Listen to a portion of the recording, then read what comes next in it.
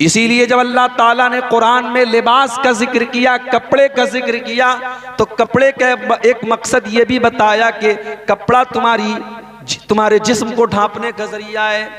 या बनी आदम कद अंज़लना अलैकुम लिबासन युवारी सौआतिकुम वरीशा, ऐ आदम की औलाद, हमने तुम्हारे ऊपर जो लिबास उतारा है, जो कपड़े हमने तुमको दिए हैं, इस कपड़े का दो मकसद है। ये कपड़ा तुम्हारी सतर पोशी करता है, ये तुम्हारी शर्मगाह को छुपाता है, और ये कपड़ा जीनत का काम करता है, ये तुम्हें आकर्षक बनाता है, ये तुम्हें सजाता और संवारता है। तो इस्लाम ज़िनाकारी और बदकारी की परमिशन नहीं देता। इस्लाम तो ज़िनाकारी और बदकारी तक पहुंचाने वाले जितने रास्ते हैं, उन रास्तों पर इस्लाम पाबंदी लगाता है। जहां से भी समाज में ज़िनाकारी और बदकारी आ सकती हो, इस्लाम ने उन सारे रास्तों को बंद कर दिया है। ज़िनाकारी की शुरुआत होती है नजरों के गलत इस्तेमाल से, आंखों के गलत इस्तेमाल से। इसीलिए अल्लाह ताला ने मर्दों को भी हुक्म दिया और औरतों को भी हुक्म दिया कि वो अपनी निगाहों को नीची रखें। सूरह नूर की आयत नंबर 31 और 32 आप उठाइए। कुल लिल मोमिनीन यगुज़्ज़ू मिन अबसारिहिम व यहफ़ज़ू फुरूजहुम, ऐ नबी आप ईमान वाले मर्दों से कह दीजिए कि वो अपनी निगाहों को नीची रखें और अपनी शर्मगाह की हिफाजत करें। जब तक इंसान की निगाह सही नहीं होगी, इंसान की नजर सही नहीं होगी, तब तक शर्मगाह की हिफाजत नहीं हो सकती। जब नजरों का गलत इस्तेमाल होगा तो शर्मगाह का भी गलत इस्तेमाल ऑटोमेटिक। आज मोबाइल का दौर है, इंटरनेट का दौर है। आज अगर सबसे ज्यादा कोई गुनाह हो रहा है तो नजरों का गुनाह हो रहा है, नजरों का जिना हो रहा है, आंखों का जिना हो रहा है। अल्लाह के नबी फरमाते हैं अल ऐनानी ज़िनाहुमन नज़र, आंखों का जिना गलत चीजों को देखना है। वल उज़नानी ज़िनाहुमल इस्तिमा, कानों का जिना गलत चीजों को, गंदी बातों को सुनना है। वल लिसानु ज़िनाहुल कलाम, जुबान का जिना गलत बातों को मुंह से निकालना है। वल यदु ज़िनाहुल बत्शु, और हाथ का जिना गलत चीजों को टच करना और छूना है। वर रिजलु ज़िनाहुल खुता, और पैर का जिना गलत चीजों की तरफ चल के जाना है। वल क़ल्बु यहवा व यतमन्ना, और इंसान के दिल में गलत चीजों का ख्याल पैदा होता है। वल फर्जु युसद्दिक़ु ज़ालिका व युकज़्ज़िबुहु, और उसके बाद इंसान की शर्म या तो वो गलत काम कर डालती है या बच जाती है। तो नजर से शुरुआत होती है। इसीलिए अल्लाह ताला ने सबसे पहले नजरों की हिफाजत करने का हुक्म दिया। उसके बाद सिर्फ मर्दों से नहीं, औरतों से भी कहा गया वकुल्लिल मुमिनाति यग़ज़ुज़्न मिन अबसारिहिन्ना व यहफ़ज़्न फ़ुरूजहुन्ना, ऐ नबी आप ईमान वाली औरतों से कह दीजिए वो अपनी निगाहों को नीची रखें और अपनी शर्मगाह की हिफाजत करें। अब औरत अपनी शर्मगाह की हिफाजत कैसे करेगी, उसके लिए बहुत जरूरी चीज है औरत का पर्दे में रहना और औरत का अपने हुस्न और अपनी खूबसूरती को छुपा करके रखना। इसलिए आगे अल्लाह ने फरमाया वला युबदीन ज़ीनतहुन्न इल्ला मा ज़हरा मिन्हा, ऐ ईमान वाली औरतों तुम अपनी जीनत को किसी गैर मर्द के सामने जाहिर मत करो। अब जीनत के अंदर औरत का चेहरा भी आ गया, औरत का पूरा बदन आ गया, औरत के जेवरात आ गए, औरत के जिस्म के नशेबो फराज आ गए। औरत सर से पैर तक जीनत है और अल्लाह ने कहा तेरी जीनत तुझे गैर मर्दों के सामने जाहिर नहीं करना। उसके बाद फरमाया वल यज़रिबन बिखुमुरिहिन्ना अला जुयूबिहिन्ना, ऐ मुसलमान औरतों तुम्हें अपना दुपट्टा अपने सीने पर रखना है, अपने गरेबान पे रखना है। भाई के सामने भी, बाप के सामने भी, ससुर के सामने भी, महरम रिश्तेदार के सामने भी जब भी तुम रहो अपने सर पे दुपट्टा रखो, अपने सीने पर दुपट्टा रखो। अल्लाह, कुरान करीम जैसी अजीम किताब, उसमें अल्लाह ताला ने औरत के दुपट्टा रखने का तरीका बताया है। इसका मतलब यह हुआ कि औरत का दुपट्टा और औरत का पर्दा यह कोई मामूली बात नहीं है, यह अल्लाह की नजर में बहुत बड़ी बात है। अल्लाह ने कुरान में इसको बयान किया। मेरी प्यारी मां और बहनों, आज औरत के सर से दुपट्टा छीन लिया गया है। आज मुसलमान औरत के सर से उसका दुपट्टा छीन लिया गया है। आज मुसलमान औरत पर्दे और दुपट्टे को से आजाद होना चाहती है और दुनिया यही चाहती है कि औरत इस दुपट्टे से आजाद हो जाए। मगर मैं आपसे कहना चाहता हूं मेरी प्यारी माओ बहनों, अगर आपको जन्नत में जाना है, अगर आप अल्लाह ताला को खुश करना चाहती हैं, जन्नत में जाना चाहती हैं, तो आप अपने पर्दे से कभी समझौता न करें, आप अपने दुपट्टे से कभी समझौता न करें। जन्नत की औरतों के बारे में भी अल्लाह के नबी फरमाते हैं कि वो दुपट्टे वाली होंगी, वो हया वाली होंगी। हदीस के अल्फाज हैं, अल्लाह के नबी फरमाते हैं लवित तलात इला अहली दुनिया लमलात मा बैनहुमा रिहा। अगर जन्नत की औरतें जमीन की तरफ झांक दें, जमीन की तरफ एक नजर डाल दें, तो जमीन और आसमान के दरमियान की जितनी फजा और जितना माहौल है सब खुशबू से भर जाए। ये जन्नती औरत की खुशबू ऐसी होगी, अगर वो सिर्फ जमीन की तरफ झांक दे, दुनिया की तरफ झांक दे, तो दुनिया खुशबू से भर जाएगी। और आगे अल्लाह के नबी फरमाते हैं वला नसीफुहा अला रासिहा खैरुम मिनद दुनिया व मा फिहा। जन्नत की औरत के सर पर जो दुपट्टा है, वो दुपट्टा इतना कीमती है कि दुनिया की सारी नेमतों से बढ़कर के वो दुपट्टा है। इसका मतलब यह हुआ कि जन्नत के अंदर जो हूरें होंगी, जो जन्नती औरतें होंगी, वो भी दुपट्टा अपने सर पे रखने वाली होंगी। वो बेहया नहीं होंगी, वो बेपर्दा रहने वाली नहीं होंगी, वो शर्मीली होंगी, वो हया वाली। उसके बाद अल्लाह ताला ने लिस्ट बयान की कि किन किन रिश्तेदारों से औरत को पर्दा करने की जरूरत नहीं है। फरमाया वला युबदीन ज़ीनतहुन्ना इल्ला लिबूलतिहिन्ना औ आबाइहिन्ना औ आबाइ बुलतिहिन्ना। औरत को अपने बाप से पर्दा करने की जरूरत नहीं है, अपने शौहर से पर्दा करने की जरूरत नहीं है, अपने ससुर से पर्दा करने की जरूरत नहीं है, अपनी औलाद से पर्दा करने की जरूरत नहीं है, अपने सौतेले बेटों से पर्दा करने की जरूरत नहीं है। औ इख्वानिहिन्ना, अपने भाइयों से पर्दा करने की जरूरत नहीं है। औ बनी इख्वानिहिन्ना, अपने भाई के बेटों से पर्दा करने की जरूरत नहीं है। औ बनी अखवातिहिन्ना, अपनी बहन के बेटों से यानी अपने भांजों से पर्दा करने की जरूरत नहीं है। औ निसाइहिन्ना, औरत को औरतों से पर्दा करने की जरूरत नहीं है। औ मा मलकत ऐमानुहुन्ना, लौंडियों से और घर में काम करने वाली नौकरानियों से पर्दा करने की जरूरत नहीं है।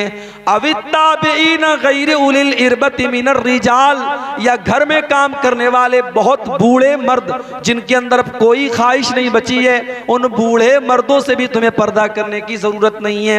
अवित्तिफलिल्लज़ीना लम यज़हरू अला औरातिन निसा, और इतने छोटे बच्चों से भी पर्दा करने की जरूरत नहीं है जो अभी मर्द और औरत की राज की बातें नहीं जानते। अल्लाह ने कहा कि बच्चे ऐसे होने चाहिए जो औरत की राज की बातें न जानते। आज तो मोबाइल ने बच्चों से उनका बचपन छीन लिया।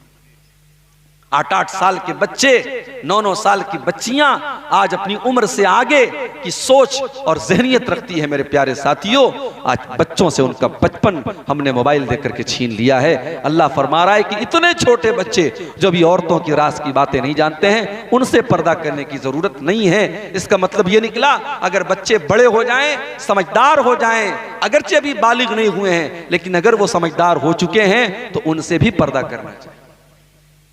उसके बाद फरमाया वला यज़रिबना बिअरजुलिहिन्ना लियुअलम मा युख्फीना मिन ज़ीनतिहिन्ना।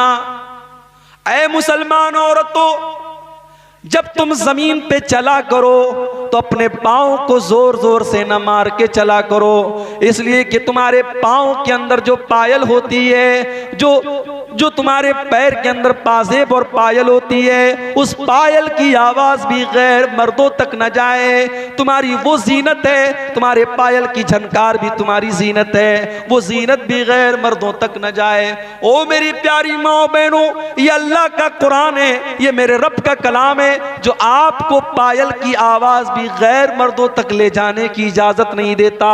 जो इस्लाम एक औरत के पायल की आवाज को गैर मर्दों तक जाने की इजाजत नहीं देता, वो इस्लाम इस बात की कैसे इजाजत दे देगा कि औरत सज करके, संवर करके, क्रीम पाउडर लगा करके, लिपस्टिक लगा करके, अपनी आंखों पर मस्कारा लगा करके, अपने बालों में खुशबू लगा करके, अपने आप को सजा करके और संवार करके वो गैर मर्दों के सामने निकले।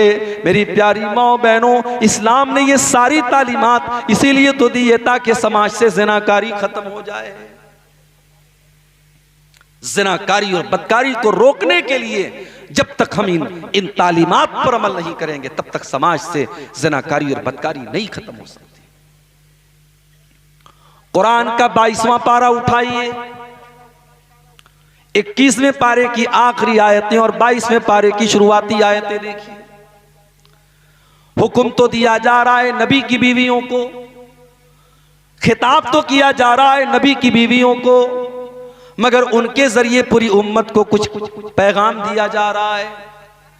या अय्युहन नबिय्यु कुल लिअज़वाजिका इन कुन्तुन्न तुरिदनल हयातद दुनिया व ज़ीनतहा फ़तआलैना उमत्तिकुन्न व उसर्रिहुकुन्न सराहन जमीला।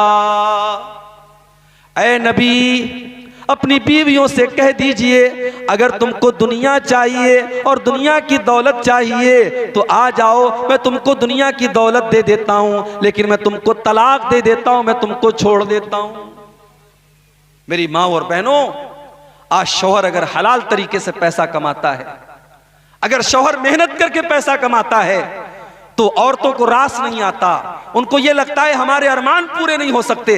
आज कितनी औरतें हैं जो शौहर को मजबूर करती हैं कि वो उनका शौक पूरा करने के लिए नाजायज रास्ते अपनाए, हराम रास्ते अपनाए, गलत तरीके अपनाए। नबी अकरम की बीवियां जो इस उम्मत की माएँ हैं, जब अल्लाह के नबी की बीवियों ने एक मर्तबा अल्लाह के नबी से डिमांड की कि हमारे खर्चे बढ़ने चाहिए, हमारी आमदनी बढ़नी चाहिए, हमें पैसा ज्यादा मिलना चाहिए, मदीना की और औरतें बहुत आराम से रहती हैं, हमें भी आराम से रहने का हक है। जब उन्होंने अल्लाह के नबी से यह मुतालबा किया, तब कुरान की आयत नाजिल हुई, कुरान की यह आयत नाजिल हुई और अल्लाह ने अपने नबी के जरिए अपने नबी की औरतों को यह पैगाम दिलवाया कि अगर तुमको दुनिया चाहिए और दुनिया की दौलत चाहिए तो आओ, मैं तुमको दुनिया की दौलत दे देता हूं, मगर फिर तुमको नबी के घर में रहने का अधिकार नहीं।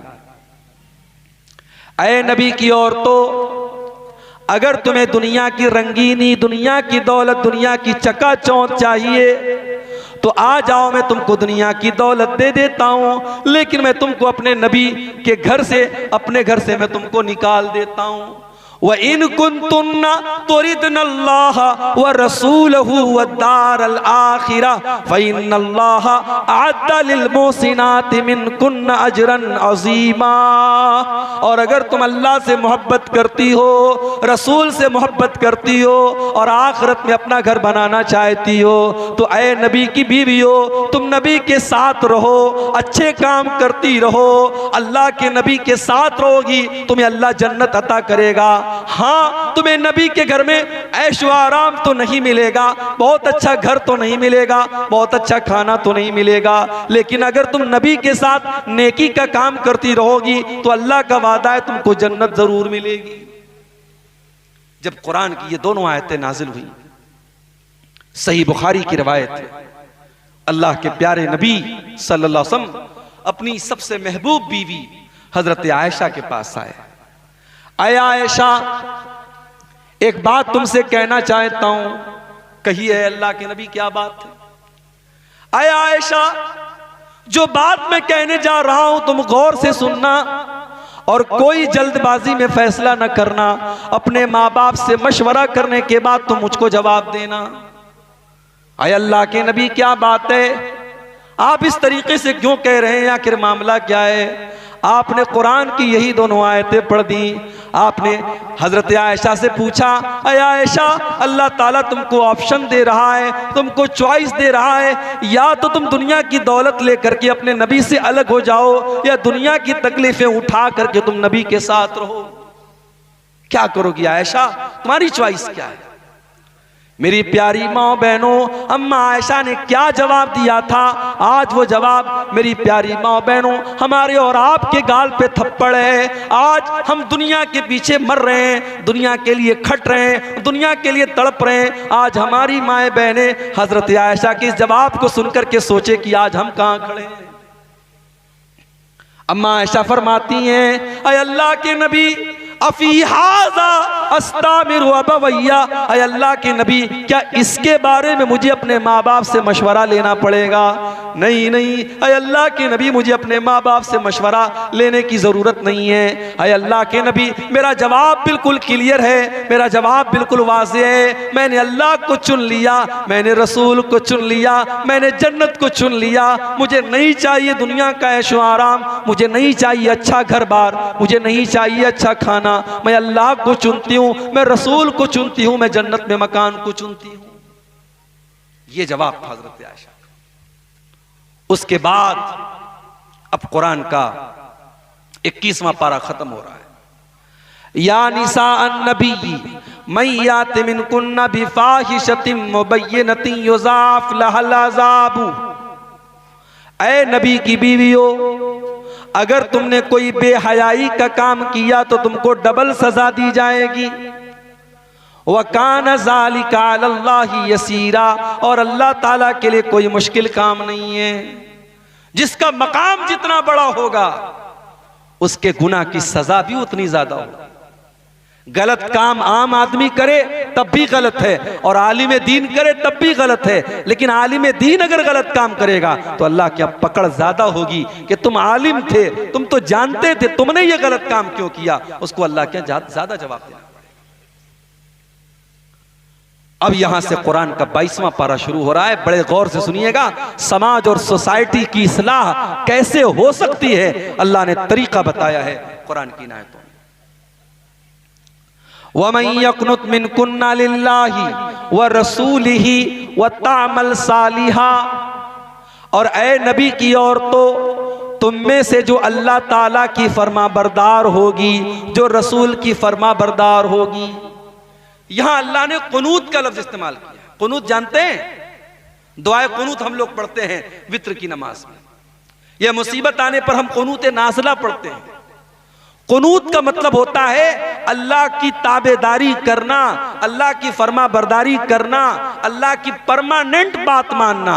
तो यहां कुनूत का लफ्ज इस्तेमाल किया गया है, यानी अल्लाह ताला ये कह रहा है कि ऐ मेरे नबी की औरतों, अगर तुम अल्लाह और उसके रसूल की परमानेंट फरमा बरदारी करोगी और नेक अमल करोगी तो हमने तुम्हारे लिए जन्नत को तैयार करके रखा है। उसके बाद फरमाया, या निसा अन्नबी लस्तुन्ना काहदिम मिनन निसा, ऐ नबी की औरतों, तुम आम औरतों की तरह नहीं हो। इन तक़ैतुन्ना, अगर तुम अल्लाह से डरती हो, फला तख़ज़ान बिल क़ौल, तो तुम अपनी आवाज में लचक पैदा न करो। किसी गैर मर्द के साथ बात करने के टाइम तुम्हारी आवाज में लचक पैदा न हो। मोबाइल पर आज जाहिर है हर घर में मोबाइल है, लड़कियों के पास भी मोबाइल है, माँ के पास भी मोबाइल है, बेटी के पास भी मोबाइल है। मोबाइल पर कभी किसी अनजान नंबर से भी कॉल आ सकता है, किसी गैर मर्द का भी कॉल आ सकता है। अब एक मुसलमान औरत क्या मोबाइल इस्तेमाल ना करे? नहीं करेगी, इस्तेमाल तो कर सकती है, लेकिन इस्तेमाल करने का तरीका क्या है? कुरान करीम ने 1400 साल पहले बता दिया कि एक औरत अगर मोबाइल पर किसी गैर मर्द से बात करे तो कैसे करे।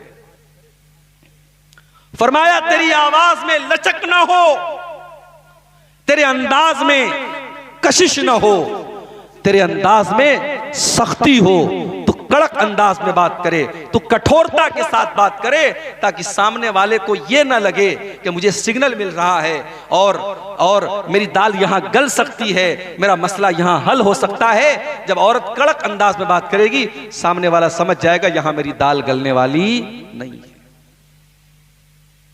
औरत की आवाज के अंदर भी एक कशिश होती है, बिहार में बाज़ इलाकों में मैंने सुना मर्दों के मजमे में औरत तकरीर कर रही है, अल्लाह माफ करे। मुशायरे होते हैं, शायरात आती हैं, और मुझे कहने दीजिए जब शायरात आती हैं मुशायरों में तो उनकी शायरी सुनी कम जाती है और देखी ज्यादा जाती है। उनके लटके झटके और उनकी जुल्फें और उनके चेहरे के जो नशेब फराज होते हैं उसको ज्यादा देखा जाता है, नौजवानों को बड़ा मजा आता है। मेरे भाइयों, औरत की आवाज के अंदर भी एक कशिश है, और इसीलिए अल्लाह कह रहा है अपने नबी की बीवियों से, फला तख़ज़ाना बिल क़ौल, तुम गैर मर्दों से बात करने के टाइम अपनी आवाज में लचक पैदा न करो। फ़यत्मअल्लज़ी फ़ी क़ल्बिही मरज़ुन, सामने वाले के दिल में अगर बीमारी है, शहवत की बीमारी है, तो तुम्हारे बारे में कहीं गलत ख्याल न उसके दिल में आ जाए। लेकिन कड़क अंदाज में बात करने का यह मतलब नहीं है कि आप बदतमीजी करें, आप गाली गलोच करें। वक़ुल्न क़ौलन मारूफा, जो भी बात करो सही बात करो, दस्तूर के मुताबिक करो, दुरुस्त बात करो, अच्छी बात करो।